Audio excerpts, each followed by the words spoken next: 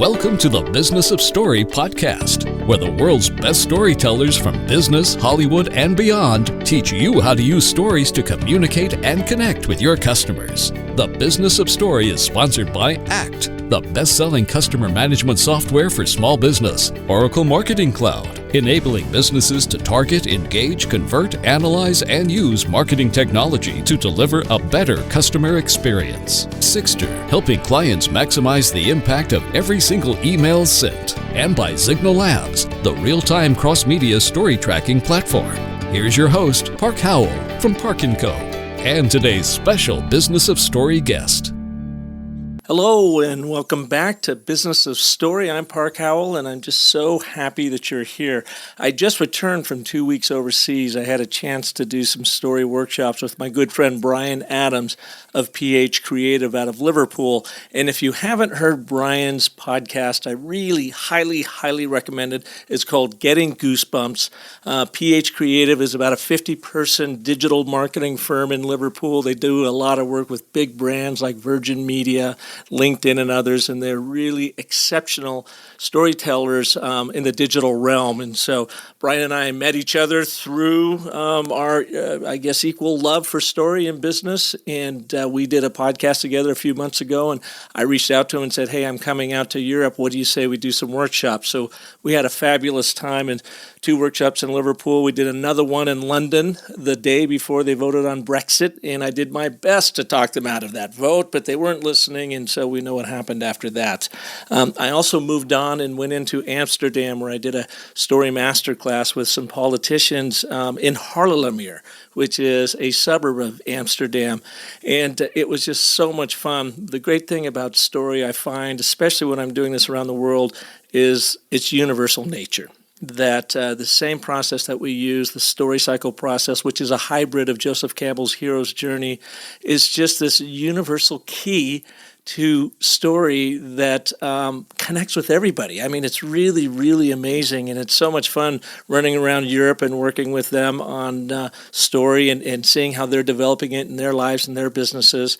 And then going in and working with the Dutch. You know, I got to tell you, I had one lady who was the head of economic development for Haarlemmermeer. And she came up to me after my half-day session with them, and she grabbed my arm, and she looked at me, and she said, thank you. And I just said, I'm so glad that this resonated with you. She goes, no, it's more than that. You gave me a gift. You gave me a present.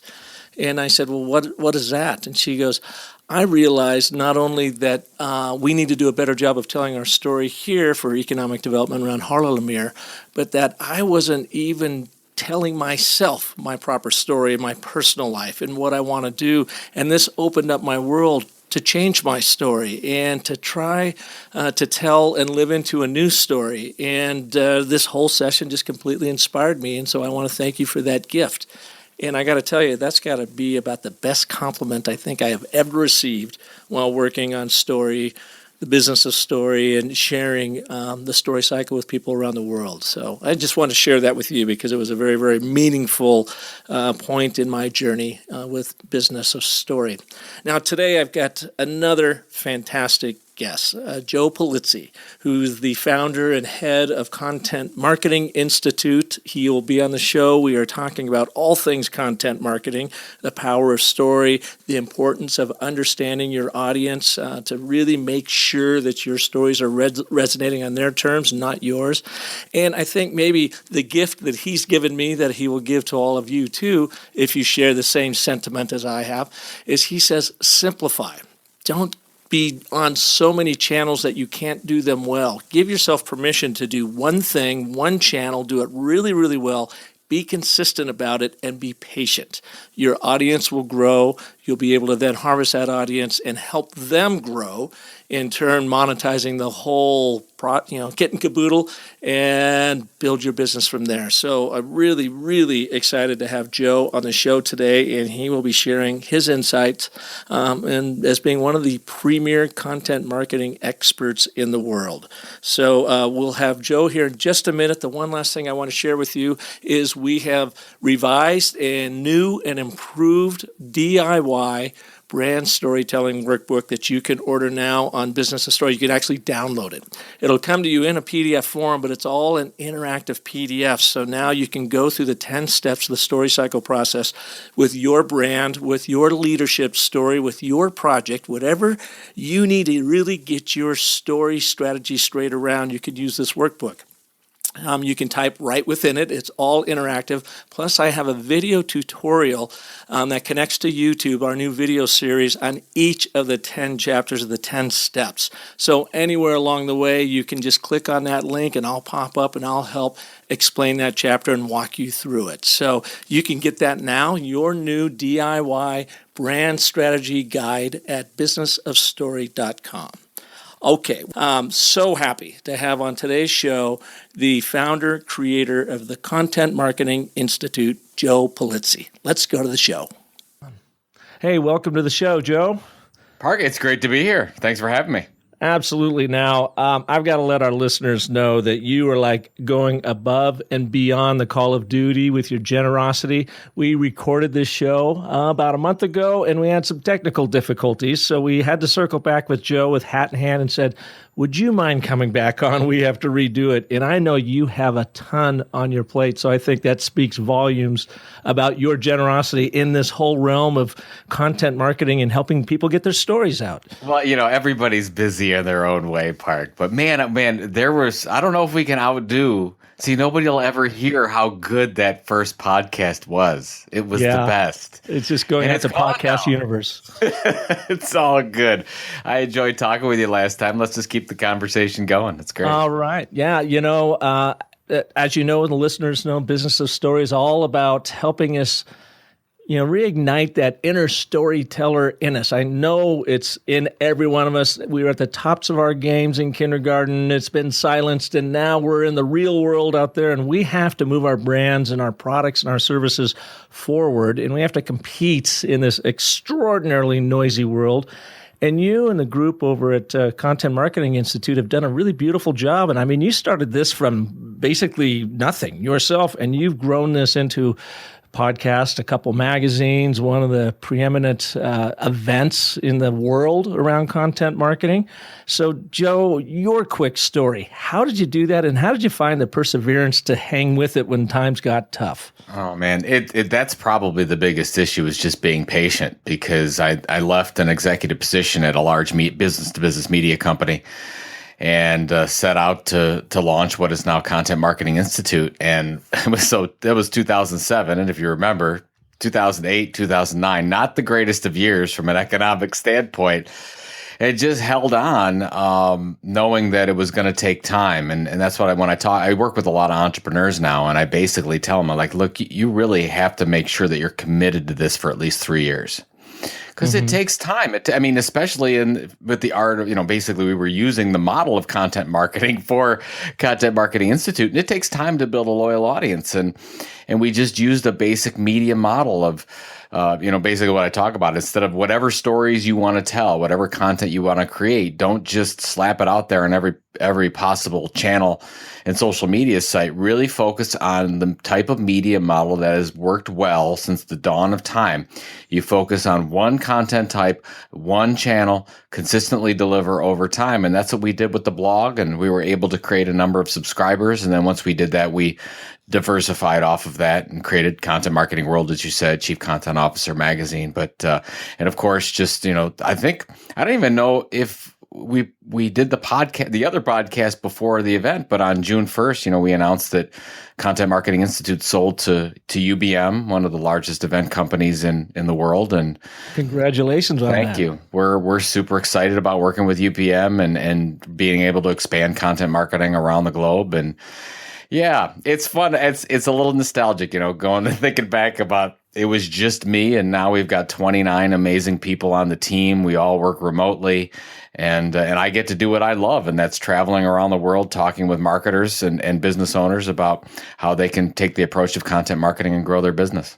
Well, let's go back to that notion, too, about having patience. And I'm kind of curious, in your experience, my guess would be, having been in the advertising world for 30 years, that it used to be brands said, run me an ad, drive some traffic this weekend, make the phones ring. They wanted that immediate impact that a campaign could do back then when, actually brands had the influence of mass media. But now that the masses are the media, content marketing is a much longer ordeal, isn't it, before you really start seeing some payback? It's always been that way, as you know. I mean, anything that you're trying to do and you're trying to build a loyal audience is going to take time. And my latest book, Content Inc., we did a ton of research and we looked at, okay, who's successful out there in content marketing? Who's taken this idea of a content program and been able to build an audience and then monetize that audience? And we looked at how long it takes, and it generally takes between 15 to 18 months. And for us, our Content Marketing Institute took longer, took over 24 months. So if somebody says, hey, Joe, I love this content marketing thing, I want to do it, I've got 6 months. So what am I going to see? And I'm basically say, go do something else. Go buy advertising. Go interrupt as many people as you can. But if you want to actually build an asset, and content is not the asset is the audience. Content gets you to the audience and builds that relationship with the audience. So it does take time. And I don't think actually 15 to 18 months is too much to ask.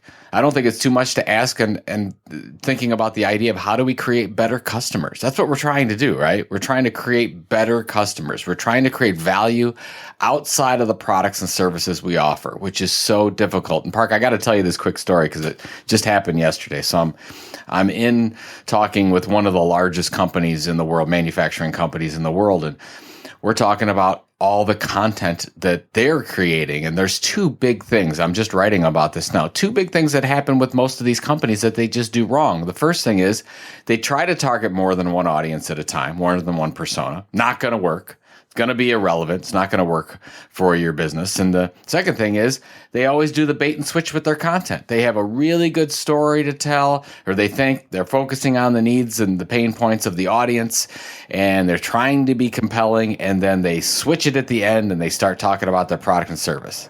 And this is not this is almost every large enterprise does this. And because they think, oh, well, we're not marketing unless we talk about ourselves a lot. And, make the logo bigger. Exactly. Make the logo bigger. And, we sort of had a come to Jesus moment in the meeting yesterday. And I'm basically told them, I said, if you just keep creating content that's about yourself, you are wasting time. You're wasting your customers' time. You're wasting your own time. You might as well not even do it. Just go do something else with your time because it's simply not going to work. You're absolutely right on that. I was watching a documentary, and I don't know if you've seen this on Tower Records called All Things Must Pass. No, I haven't seen it. You'll love it from a content marketing standpoint and a lot of the stuff that you talk about. And the reason why is, this small record store started in Russ Solomon's dad's pharmacy in Sacramento in 1961. They decided to try to sell some records and see what happened. And then Russ ran with it and built, a $1 billion company that then went bankrupt in 2003. But he did it all on content marketing. They didn't call it content marketing at the time, but when they really wanted to ignite the sales, they created a magazine called Pulse. And Pulse was nothing but writing about rock and roll. What was happening in the music world? There was not a great, Rolling Stone wasn't really around and had the impact at the time. But this Pulse magazine, he said, was just blew their socks off because of the quality, but what it did to drive traffic. And it was the purest form of content marketing. And the irony to me with it is when the banks took over his business because he expanded too much, as they often do, and they brought in a expert to turn around the company. What was the first thing she did? She stopped the magazine. She shut down the magazine. Yep. Yeah, and it just goes back to that old thinking of what can you do for me right now with your messaging, and forget about the long tail of content marketing. Every CMO that always comes in, they always want to change. They have to change everything, and that just I love. By the way, thank you for that example. I wasn't aware of it. The similar example happened about 10 years ago when everything was going from print to digital. Actually, a little bit more than 10 years ago, but that very successful print publication from a design engineering company. And the new chief marketing officer came in and said, we're an innovative company now. We're getting rid of all the print. just because they felt they should get rid of print. They got rid of it. The magazine, of course, went down the tubes. Nobody wanted to read it in digital format anymore. And then 2 years later, they had to bring it back. But it's just so interesting that we make decisions. We make decisions that we should be telling stories on Facebook and Twitter and on Medium and Snapchat and our blogs and e-newsletters and changing from print to audio or whatever we're doing because we feel we're the audience. And that's where we're not the audience for our content. We forget that so often. And I even forget. I think it's natural, right? We think that we're the audience of our content and we're writing for ourselves. We're not. You're not a fiction writer. You can't necessarily write this for yourself and your own passion. You have to focus on the needs of your audience and who that is. And it's easy for marketers to forget that, but we so often do. Yeah. Now, Joe, you guys are at the tops of your games over there in content marketing world, but can you share with us one time when it didn't work for you and a learning lesson from that? Like, and it may have been in the early years when you really thought you had something dialed in and you were doing what you thought was right and only to find out that it blew up.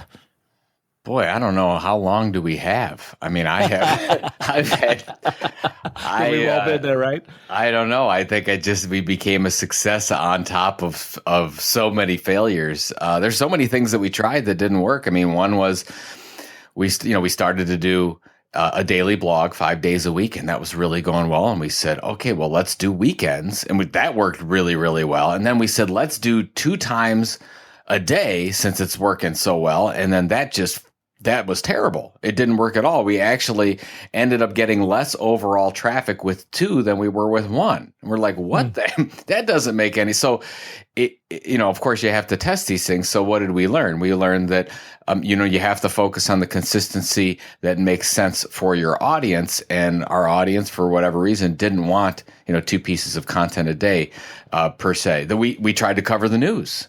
We're a how-to organization. We're all about training and education. And I didn't think there was a really good organization focusing on the news and news of content marketing in the industry. So we said, let's do the news. So we started to push all that. And you know what? Nobody really cared. Nobody, at least from us, right? And but the other thing is that wasn't our sweet spot. That wasn't our authority area. What we were really good at was helping and teaching. And we weren't really good at like informing from a journalistic standpoint. And I thought, oh, well, it's just a no-brainer. We should just do that. But again, it comes back to what are the needs of the audience, and also where is our authority credibility area that we actually, have the right, or we'll get the trust of our audience to do this kind of thing. So those are 2, right off the map. I mean, I think a lot of other things are like, let's try to do international events. We did Content Marketing World Sydney, which wasn't a disaster, but it created such a thin organization from a content standpoint, from just an operational standpoint, that we weren't able to concentrate on all the things and do the things well that we needed to do. So basically, I think that by focusing our efforts in so many different places and not really saying we're going to be the leading expert in this, that we were taking away some of the great things about what we were able to give to our audience, and that was a failure. So, so one of the learnings from that is that sometimes less is more. And that's what we've really learned. Like, I look at all the time, or all the things and all the ways we're communicating, and I never really try to come out and say, oh, let's do more of this. I truly try to say, well, is there anything we can do less of? Is there anything we can do less of so we can do other things better? And real quick stat point, the average business communicates with an audience in 13 to 15 different ways, according to CMI and Marketing Profs research. So that means, blogs and podcasts and all the different social media that they do. Okay, great. I think it should be half that. I think 13 to 15 is too many. I think it's hard to be great at communicating with your audience in 14 different ways. So I think that when we're in this area of, there's so much content and there's going to be more created, I think the really smart companies are saying, well, what can we be the best in the world at? Where can we really be of service, of value to our customers? And maybe say, let's do these 3 to 4 things really, really well, and let's just put the other stuff on the back burner for now. Well, and you do have a lot of vehicles. I mean, you've got, a couple podcasts. You've got 2 magazines, do you not, that you produce? Just one. Just Chief Content Officer magazine. Just one, every other month. Yep. Or am I just thinking, or is there just the one, the content marketing, Chief Content Marketing Officer? Chief Content Officer is the print magazine. And it used to be quarterly, and now we are every other month. So, Joe, I hear what you're saying. We try to take on a lot of different ways to communicate with our audiences, and I know I have the same challenge with Business of Story, trying to do it well in a lot of different realms. You guys are in a lot of different realms, and I got to tell you, the one documentary you did, I was really impressed with, the story of content, Rise of the New Marketing. And the reason why is sometimes organizations like yours try to pull these off and they just don't really seem to work. But this one was really solid, content-wise, production value-wise, the people you had on the program. And I'm just wondering, do you see a trick to that? How do you keep your content not only sharp, but really well produced when you are doing so much of it? Well, thank you, by the way. I think that one of the things that we're most proud of is that documentary, because I feel it's important for the industry, so that we use that in a way that if somebody just doesn't get content marketing at all and there's a champion that really needs to sell it, say, hey, just show this 43 minutes and you're good to go. That was a labor of love that over about a 16 to 18 month period, we were putting this together, and every interview that we had the documentary in mind.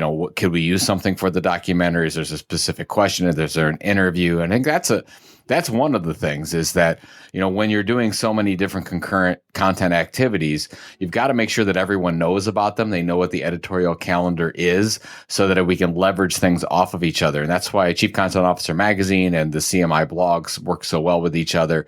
And those things, as we were running those things, we know that we had the documentary out there. As we did Content Marketing World, we did a ton of interviews with Content Marketing World, as you know, for the documentary. But honestly, it's a couple things. One, everyone knows the mission and vision. Very important. We know that what we're trying to do, and it's not about selling something. It's all about how do we advance this practice of content marketing? How do we really turn these content marketing people that work for these enterprises into heroes, and to help them, take the next steps and to grow their own audiences? So we're always keep that in mind.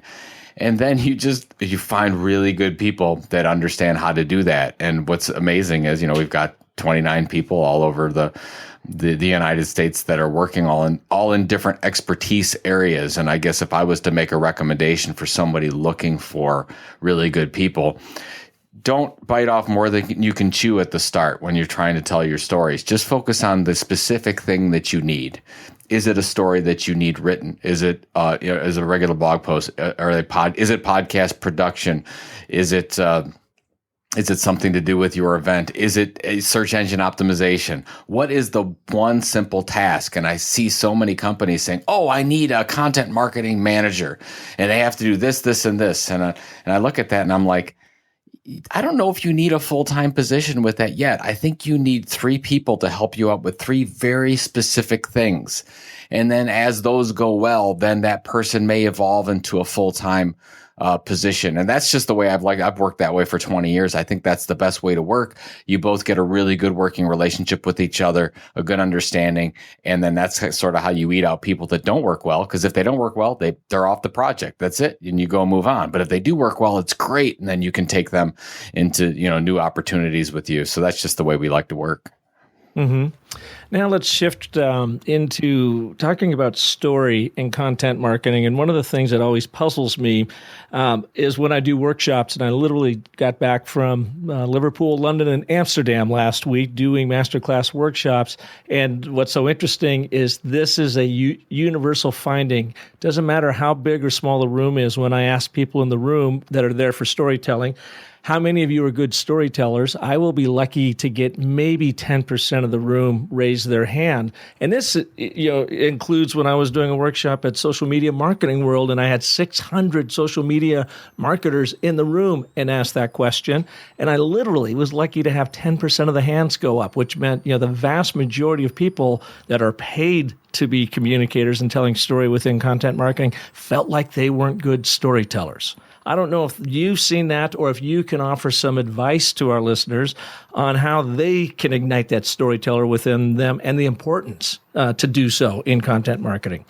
Well, it's fun. I can't remember where I heard this, and I feel so bad about it. But I was at a speech, and somebody asked that question as well, and say, "How many of you are good storytellers?" And it's just to your point, about 10% of the people rose their hands up, and the person who was speaking said, "You're all lying because you at least told one good story because most of you are married." So it's just thinking about that. I think that first of all, people don't give themselves enough credit. We're all probably pretty decent storytellers in our own way when we have something compelling to talk about that we also have a passion for. How many people do you and I know that they always have some story to tell and their eyes light up, and then of course we want to engage in that story. So I think that it's really finding the right things to talk about, to tell stories about. But let's just say, you're just a terrible storyteller. You're a marketer and you're a terrible, first of all, maybe not the greatest profession to go into, but hey, if you're not a good storyteller, but we'll put that to the side. What the heck? You don't have to create the content yourself. I mean, even myself, I don't know. I think I'm an okay storyteller. I think I've done a pretty decent job with writing books and whatnot. But right now I create 3 pieces of content a week. Most of the content at Content Marketing Institute is created by lots of other people. So I focus on a lot more of the strategic side of the business now. So I think that if you are challenged with your storytelling, you go out and use other people that are good storytellers, that can tell good stories. Like even when we talk about podcasting, of course, you and I, we have our own podcast, and it's great. We're decent on the radio, but some people want to do a podcast, but they're not good on. They're not good vocally, let's say, or they don't have a rhythm to it. So it's okay. Well, you don't have to do that. You could create some of the strategy behind it. You could put the show notes together behind it. You could integrate that with everything else you're doing, and then you could have somebody do that podcast for you. So I think it's funny when marketers say they don't like to write, they don't like to do this, they don't like to tell stories, and I'm like, well, so what? I mean, there's a lot of different things about marketing. And the great thing is there are lots of people that are good storytellers out there in visual and in textual form and audio form. And that's why we go and we put a team together, and why most of the people in that room for social media marketing world for you, a good portion of them were not companies of one, right? They had many people in their companies and many people throughout. So I like what Ann Handley always says is that you don't have to necessarily tell a good story. You have to have a nose for the story. You have to understand, what makes a good story, and then you find the pieces, parts, and the resources so that you can put that story together. You can tell that consistently and compelling, and you can target that correct audience. And I love Ann's approach, too. I just had her recorded for the show. I think she's coming on the week before you, actually. So it's great having your minds here. When she talks about being bigger and bolder with your stories and having that nose for story, but then also having the guts to tell it. And one of the things I was listening to your podcast, or when you were recorded on Brian Adams' Goosebumps podcast, that episode the other day, and you were talking about the story of getting Kevin Spacey to come to Content Marketing World. And I thought that was interesting because here, what it was impressive to me was you were, have built this great following and this mission around content marketing, but you, I think, saw a video of him in Edinburgh Correct. talking about storytelling. And then you said, I want him to be a part of this story. So you lived into that bigger, bolder story and went out and got the guy and had him center stage. I don't know that a lot of people have the guts to do that yet. And I don't know if content marketing helps people do that. It's I guess you get a bit of as you get successful with this thing called content marketing, you get a little bit more confidence in doing things, and I'm probably more confident than not about what we can accomplish. And what I found out, Park, is that, and this is great for influencers. Your influencer market, obviously, a lot of us create content. We've got lots of influencers. This is a really good influencer marketing example of wanting to go out to Kevin Spacey and get him to be part of content marketing world. You have to ask. That's the biggest thing I get, whether it's, Mark Hamill this year in September, or, and obviously Cheap Trick is part of that this year. And we've had John Cleese, and we've had Kevin Smith and Kevin Spacey, and everyone always asks, well, how did that happen? And I said, you know what? We asked. It's not rocket science, Park. It's just you ask, and it's like, I want to have Seth Godin or David Meerman Scott or whatever. I want to have him part of my event. And I said, ask. Mm-hmm. Yeah. You have their email addresses. They're very, accessible people. Just go ahead and ask. And I get that all the time. It's like, oh, I can't believe, I've been wanting to ask you this for a long time. I'm like, well, why didn't you ask sooner? I mean, I don't, it's just weird. And I know a lot of it is like, oh yeah, somebody's so busy, they can't do that. But it's the same way with, you want to interview people, you want to get them to be part of your stories. You make the plan to do it. You ask, you go in with the right pitch to do that there's some value exchange, and you make it happen. And I think that the reason why, I'm of course on the sales side and have been for longer than I've been on the content side. And you can't get the sale if you don't ask for it. It's the same thing with your storytelling. If you want somebody to be part of that story, you just have to plan for it, ask for it, and then, create some value exchange. And it's not rocket science, but we just always put those no's in front of us before we even try to ask. Yeah, no, great point. Great point. Joe, I'd like to take a quick break here so our sponsors can share their stories. And when we come back, can you talk to us a little bit about your book, Content Inc.? And I know you've got the 6-step model in there, and I was wondering if you have time to quickly take us through that. Would love to. And what Absolutely. That's all about. All right, let's do that right after these messages. Hey, if you like what you're hearing here on Business of Story, then you are going to love Definitive, the email from Convince and Convert that many marketers say is the most useful resource around. Each day, the team at Convince and Convert picks a topic and sends you the 3 best resources ever created about that topic. It's topical, it's timely, it's useful, so go to definitivedigest.com and subscribe for free right now. Hey, I've got a question for you. What's the best call to action button color on your website? Yeah, you probably didn't see that one coming, did you?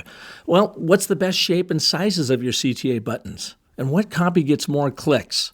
These questions have interrupted my sleep patterns for weeks now, until I downloaded a helpful new email marketing guide from Emma called Why We Click: The Psychology Behind a Great Call to Action. You'll learn how applying just a little bit of brain science can transform your CTA buttons into small but mighty conversion powerhouses. It covers the button color, copy, and placement that helps skyrocket click rates. Check it out at myemma.com/click. Emma helps marketers everywhere send smart, stylish email newsletters, promotions, and automated campaigns, and help us all rest a little easier knowing our email marketing is doing its job. So check out their new publication at myemma.com/click. Welcome back to Business of Story, and our guest today, Joe Pulizzi with the Content Marketing Institute. Joe, it's been really great to have you on the show, and you've got this terrific book out, Content Inc., and you talk about the 6-step model within it. Can you take us through that quickly, and how something we can start applying right after this show? Absolutely, and I've written 4 books, Park, and even though I loved Epic Content Marketing, which is my last book, and it was more for enterprise marketers, I love Content Inc. because it's not only something that any marketer can take to build a loyal audience, but it's the story of how we built Content Marketing Institute. And as you know, I share a lot of personal examples in it of the struggles and the successes that I personally went through. We went through with the team, and then we went out and interviewed all these amazing marketers and business owners out there and how they built these loyal audiences. And my question was, how did they do it? Is there a model? Were there steps that they followed, or did they just sort of luck into it? And a lot of them did luck into it, actually, but they followed a process. And what we did is we reverse engineered all these successful examples, and we found everyone followed these 6 steps.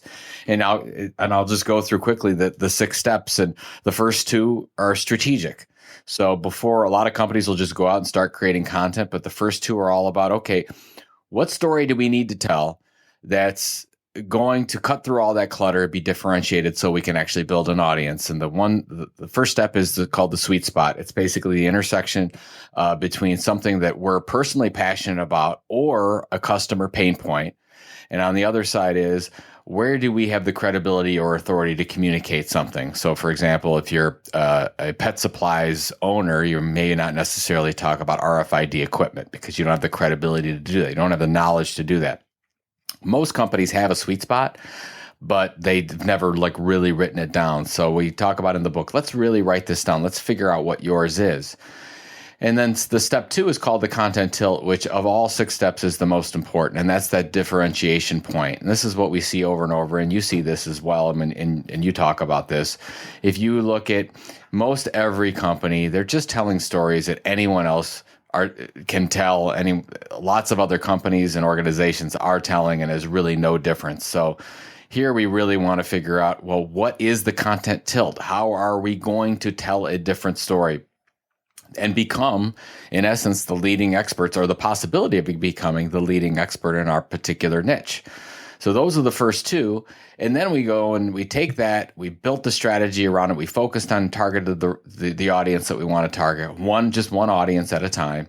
And then we go into building the base. And I love this formula. It's so simple, but nobody does it, Park.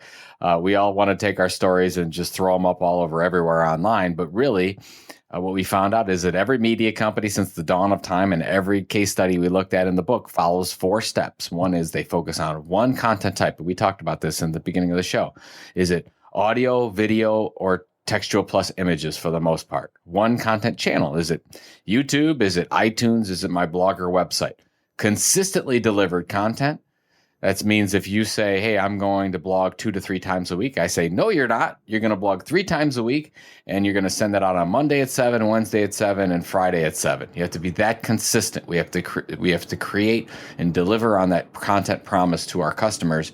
And then we already talked about the patience. It takes time to do this, an average of 15 to 18 months to make this happen. So that's the building of the base. We build that base, and then once we build that base, we go on to step 4, which is harvesting the audience. So we want to focus for the most part on building, believe it or not, email subscribers. And nothing wrong with social media channels and building an audience there, but we've got to remember we don't have any control over that. Twitter and Facebook and LinkedIn, they have all the control over those connections. They can change their rules and algorithms at any time.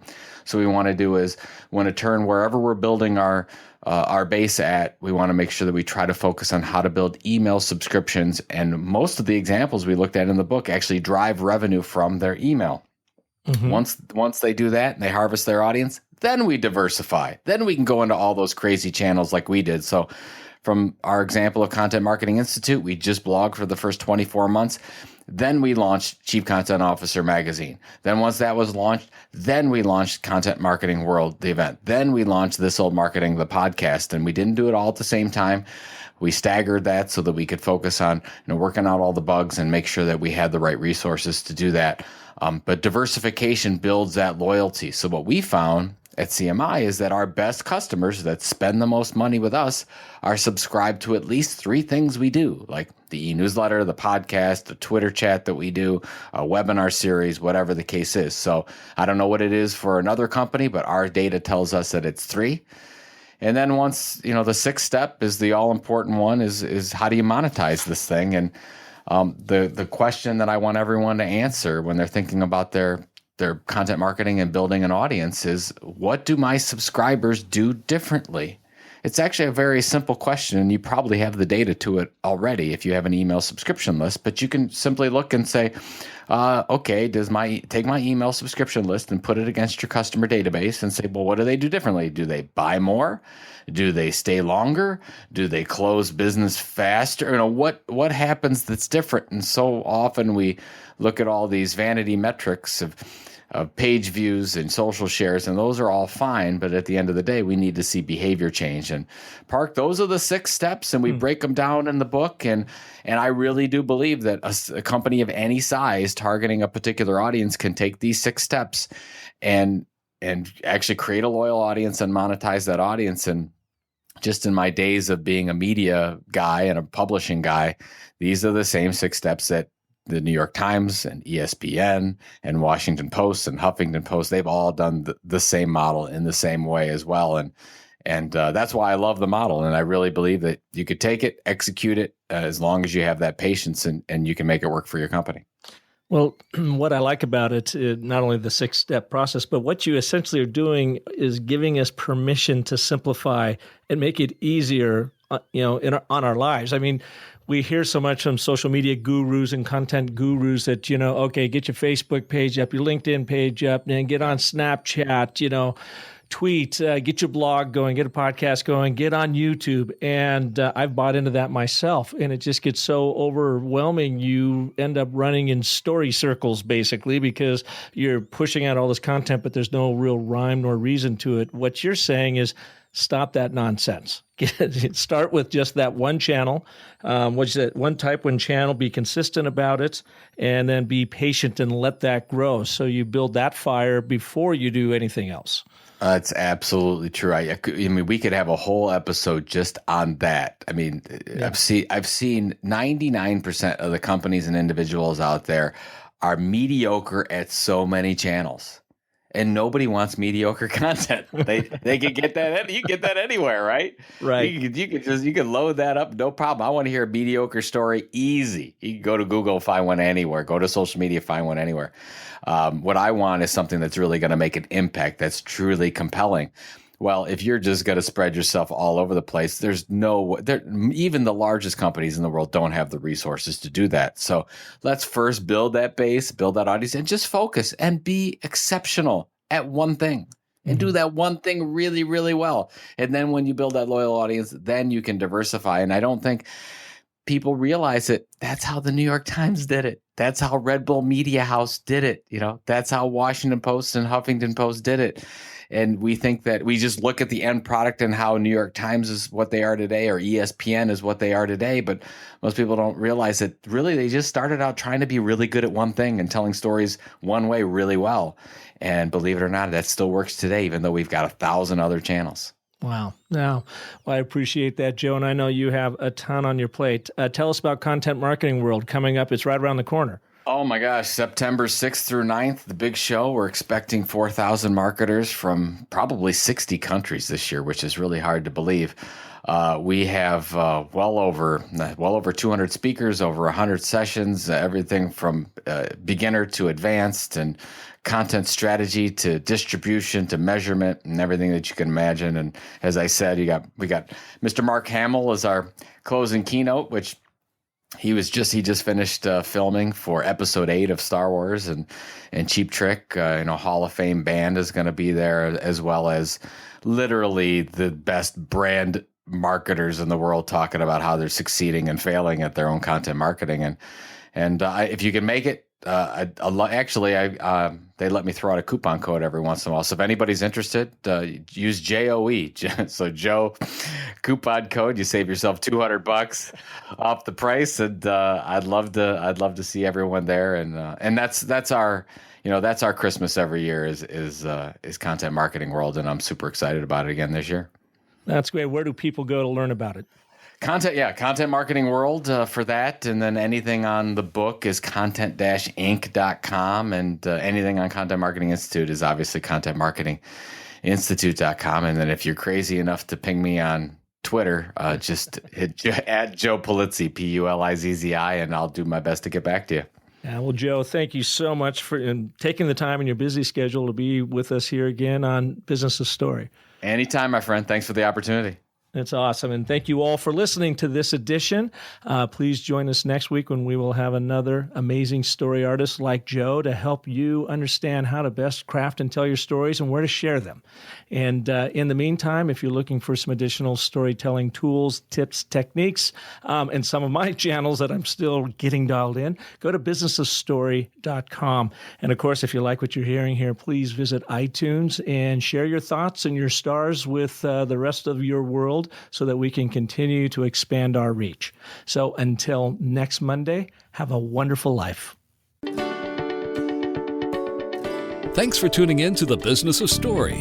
Don't forget there are terrific free storytelling resources for you at thebusinessofstory.com, where you'll also find the complete show archive. The Business of Story is sponsored by Oracle Marketing Cloud, Park & Co., Sixter, Signal Labs, and ACT, and is produced by Convince and Convert Media. Find more great shows like The Business of Story at marketingpodcasts.com, the first search engine for marketing podcasts. Podcast imaging by AudioBag.com.